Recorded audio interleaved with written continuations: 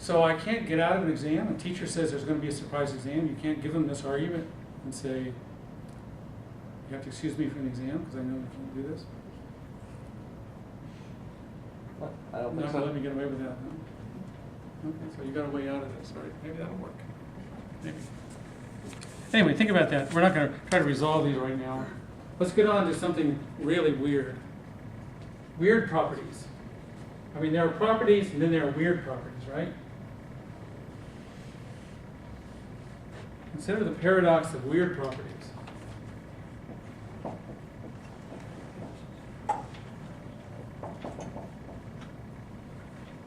Ordinary properties are not properties of themselves, right? I mean, you know, like the property of being red is not red.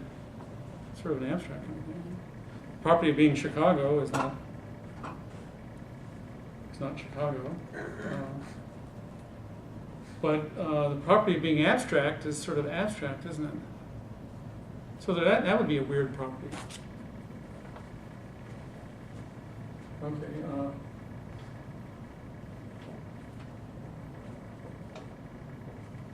Weird properties are those that are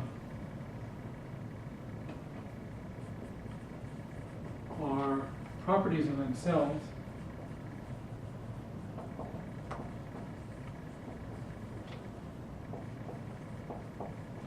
Most properties aren't weird. Right? Now, is the property of not being weird weird?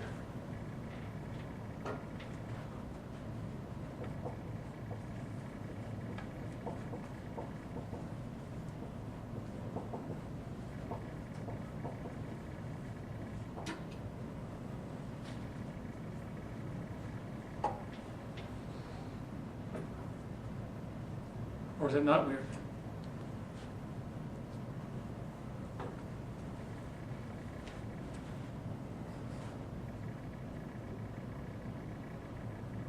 Well, it's one or the other, surely, right?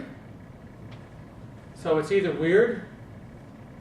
So let's try to answer. Suppose yes. Yes, the property of being weird might be easier to see no first. Suppose the answer is no. Put a little exclamation mark here. No, it's not weird. So the property of being weird, is it weird? No, it's not weird.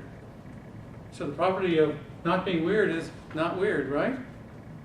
But that's exactly what we mean by a weird property, one that applies to itself. So if no, then yes, it's weird.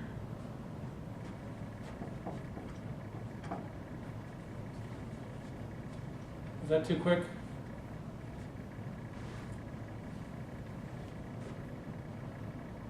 If the answer is no, then the property of not being weird is not weird. So being not weird is not weird. Therefore, the property applies to itself. That makes it weird. So therefore, yes, it's weird. So if no, then yes. Okay, well, what's wrong with yes? Well, if yes, then what? The property of not being weird is weird, then so what? So then it's weird.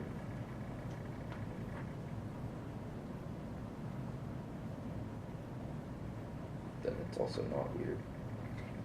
Why? How do you figure that out? Because, well, it would be both weird and not weird. It's weird because it applies to itself, but it's not weird because it applies to itself. Because it applies to not being weird. Because not being weird means that not being weird is not weird. I think you got it.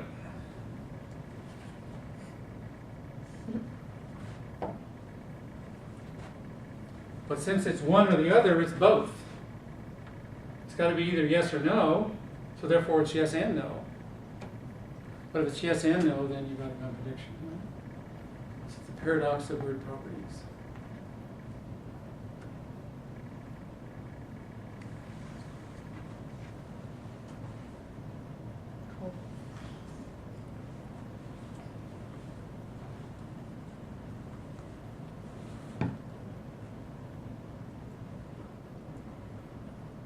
Is there something wrong with that piece of reasoning I just went through?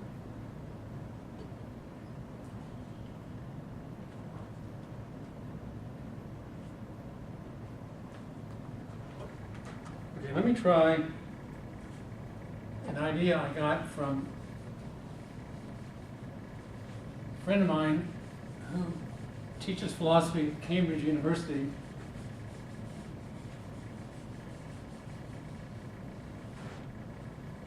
A while ago, the name of Bertrand Russell. Okay. There are regular sets and there are irregular sets.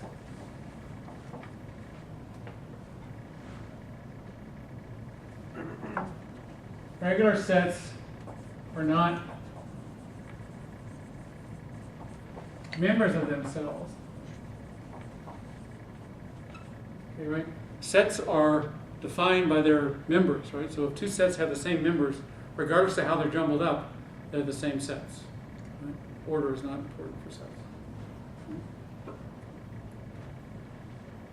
Well, most sets are not members of themselves, right? A set of cows isn't a cow, so it wouldn't be in its own set, right?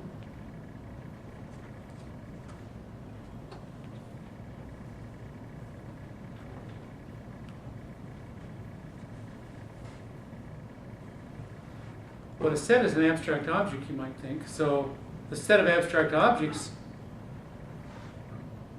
would have to be in itself. That would be irregular. Right? So let R equal set of regular sets. Collect them all together.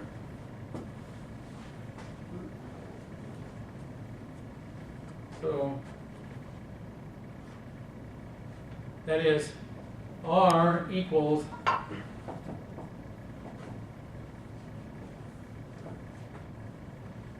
R is the set of all things X such that X is not a member of X. Most things would be in that set. That would be a very big set. Now, is R in R? It either is or it isn't, right? And that's what ordinary logic says. Got a good declarative sentence here. It's like true or false, one or the other. Well, suppose R is in R. Anything in R has this property. If R is in R, then it has this property of not being a member of itself. If R is in R, then R is not in R. Oh, but wait a minute. If R is not in R, then it satisfies the property of being a member of R. It has this condition that it satisfies. This is all it takes to be in R. So therefore it's in R. So therefore R is in R. We've now established that R is in R only if R is not in R. But since it's one or the other, it's both. Okay. Okay, this is called Russell's paradox. It's a paradox of naive set theory, where you just informally think about set theory. So Bertrand Russell discovered a contradiction in the naive set theory that was being sort of written down by a guy named Frege, famous German philosopher. How can you fix things up here? Can we point out some error that was made by Dowden just a moment ago? Can we show that Dowden violated some principle he shouldn't violate? He was assuming something, hey, you can't assume that.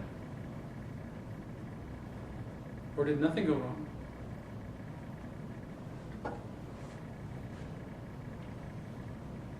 If nothing went wrong, and you get a result like this, then you better go back and change the rules of the game.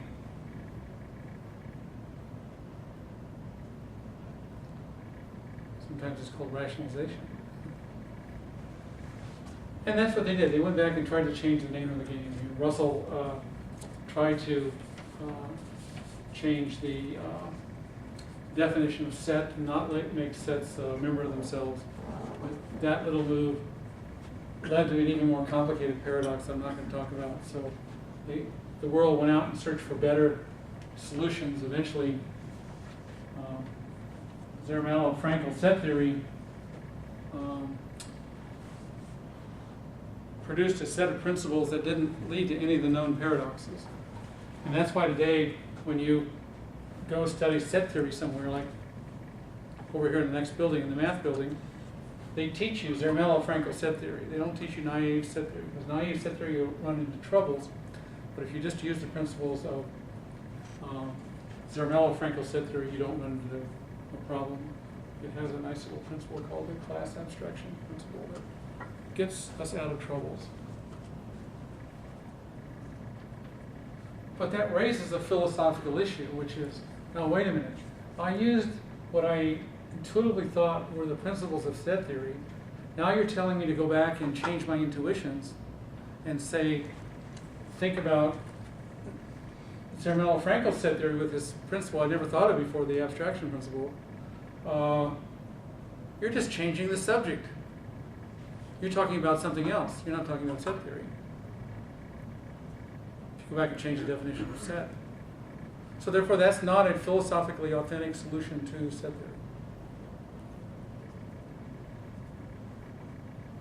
theory. Counter-argument, ooh, your chair fell apart. Maybe that. Are you in a safe situation over there, Kate? Okay. It'd be nice to have the ivory tower and not have to worry about real world problems. Okay, so, oh yeah, so what is the defense of proponents of Zermelo-Frankel set theory? And they say, no, we're not really changing the subject, we're clarifying the subject. Right? Got a lot of naive thinking that goes on in the world. Sometimes it gets embedded in language, and you therefore inherit the bad thinking of your ancestors. It gets ingrained into the language and becomes part of your intuitions. Blame your ancestors. Look to us, we'll help you fix up your intuitions that won't run into trouble. New intuitions will be built if you just accept our way of thinking. And, that's point number one. Point number two, this is really fruitful. When you start doing math with this, when you, for instance, define mathematical terms in terms of set theory and so forth, we never run into contradictions. Or if we ever do, we're always able to resolve them in a straightforward manner so that this is the path of righteousness in mathematics. So, that is, it's a fruitful way to go. Okay. So, the defense is of Zermelo-Frankel set theory that you can't trust those intuitions anyway, so don't be telling me that I've changed the subject on you. Second of all, look how fruitful this is. When you do change the principles and write them down in a very precise way, you get something that really works and has built up what we call a proper foundation to mathematics. Okay, so that's Russell's paradox. Okay, so we looked at 10 paradoxes. And what I'd like to do now is go back and say some interesting things about the liar paradox, which is my favorite subject among all the paradoxes.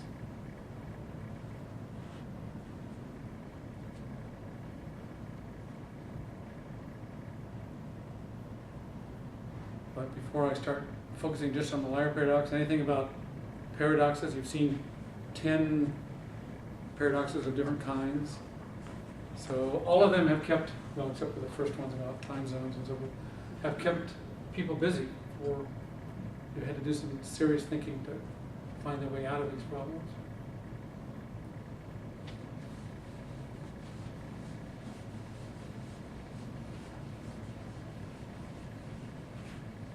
Okay, that was before. This time I'm really not lying. Well, maybe I am. Okay, my good buddy Jean Buridan.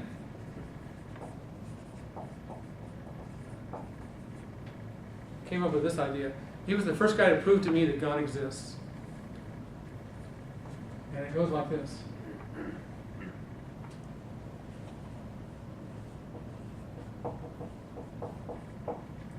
The idea is you're going to prove that this sentence is true, and if it's true, then God exists, right? That's what it has to be true, right? If the sentence is true, then the world is the way it says. Okay.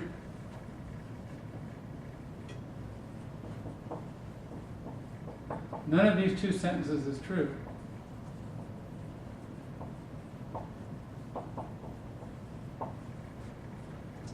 Okay, so these are both grammatical sentences, right? So they have truth values, that is, they're true or they're false. Let's see.